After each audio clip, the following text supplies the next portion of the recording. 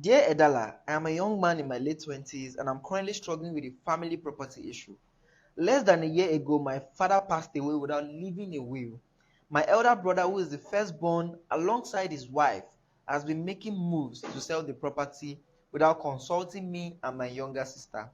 We have attachments to the property since we currently live in the property, and I also feel like the decision to sell should be made collectively. But my brother, who is the firstborn, is acting unilaterally. He claims that he has the right to sell and our opinions doesn't really matter. We have considered a family meeting to resolve this, but everyone ended up taking his side.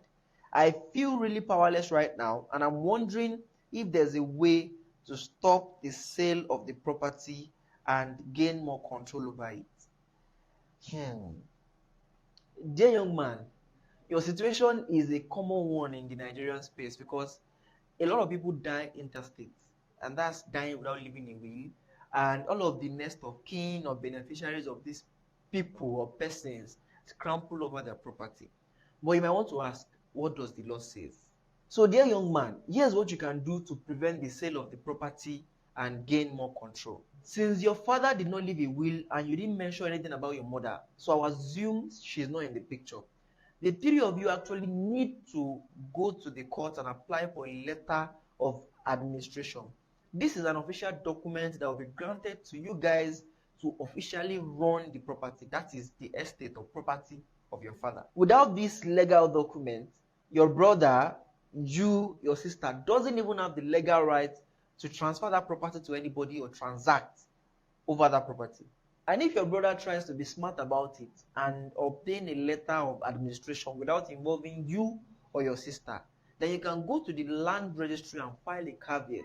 A caveat is a formal objection that will prevent the court from granting your brother full authority over the property without giving you a chance to be heard.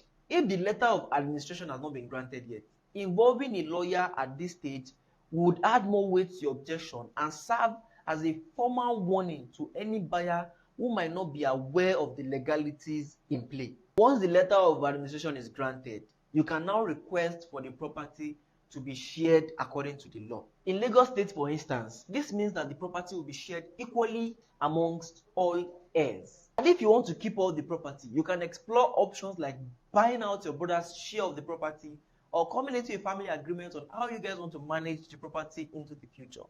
My brother, don't allow your brother kill you and don't kill your brother, because I've seen siblings kill themselves over issues like this. Cheers.